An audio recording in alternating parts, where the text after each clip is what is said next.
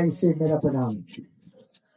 और इतने धैर्य रखने के लिए, इतना पेशेंस रखने के लिए, प्रोग्राम अप्रोक्सीमेटली जो मुझे इंफॉर्मेशन थी वो 9:30 का था और ऑलमोस्ट 1.5-2 घंटे बाद प्रोग्राम शुरू हुआ। हालांकि कल रात से ही मौसम का जो मिजाज था वो बहुत गड़बड़ था। मौसम बेईमानी करना चाहता था। रात में भी देखा, सुबह भी देखा, और बेईमानी मौसम की ये थी कि मौसम कहता था ये तो हम कड़ी धूप लाएंगे या फिर हम बरसात ही छोड़ेंगे। लेकिन हमने मौसम पे विजय पाया और मौसम को भी हमने घुटने टिका दिया। आप लोग देख रहे हैं, ना तो बारिश हो रही है और ना ही कोई कड़ी धूप है। और ये सब बात है आत्मविश्वास की। जीवन में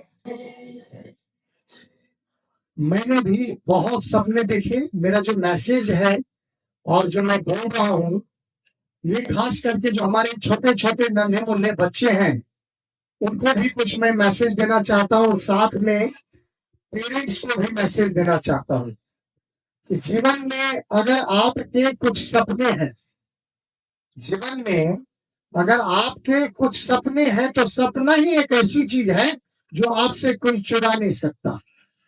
आपका धन जरूर चुरा लेगा, आपकी सारी चीजें चुरा लेगी। जो आप सपने में जी रहे हैं उस सपने को कोई आपसे छीन नहीं सकता। मैंने भी अपने जीवन में कई सपने देखे। जो आज यहाँ हो रहा है वो भी एक सपना है। और मैं बताऊं,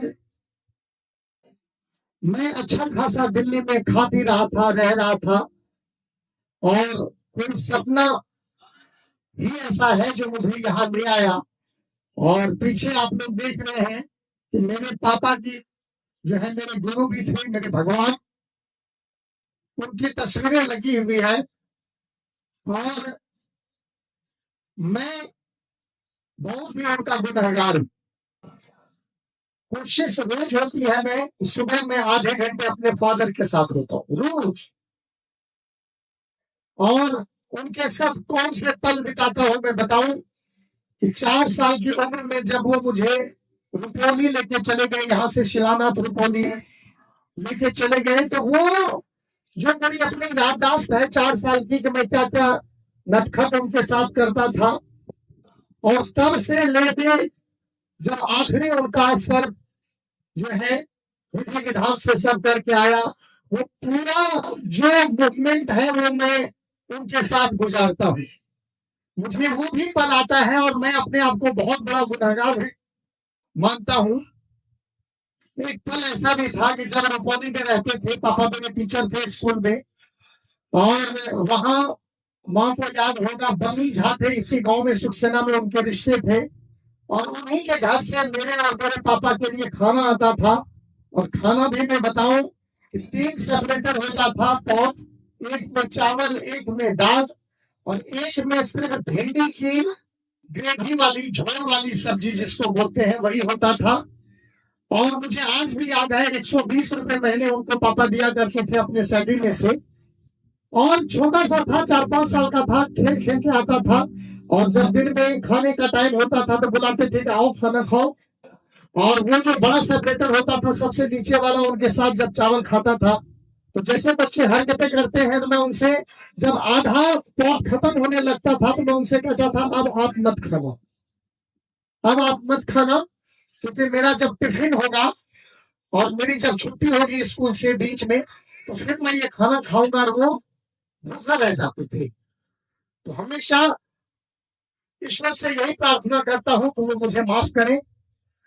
और ये जो सपना यहाँ देखा और जो कुछ भी आज यहाँ बन रहा है, तो जीवन में कहते हैं कि भाई अगर आप प्रकृति से कुछ अनमोल चीज मांगना चाहते हैं, अगर आप जीवन में प्रकृति से ही लड़ जाना चाहते हैं और प्रकृति से अगर कुछ अनमोल चीज मांगना चाहते हैं, तो प्रकृति कहती है कि आपको उसकी कीमत चुकानी होगी।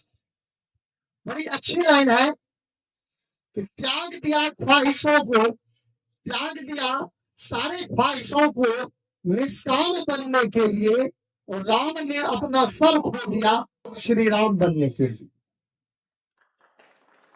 बड़ी अच्छी बात लोग कहते हैं कि जिस चीज पे आपका हक नहीं है, जिस चीज पे आपका हक नहीं है और हर हाल में आप उसको पाना चाहते हैं, तभी महाभारत होती है।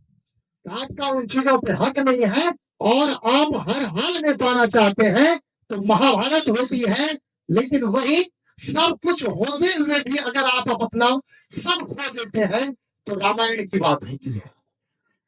राम कितना अच्छा नाम है, राम, जिन्होंने सब कुछ अपना खो दिया, सारा सर्वस्व निछावर कर दिया। अभी मैं थोड़ी देर पहले प्रकृति की बात कर रहा था कि प्रकृति को भी जब आप चैलेंज कर देते हैं, तो ये बड़ा सत्य है कि फिर जब ऊपर वाले को भी ये लगता है और भगवान को भी ये लगता है कि जब तक ये लेगा नहीं, मानेगा नहीं, तो फिर साक्षात ऊपर वाले को आना पड़ता है।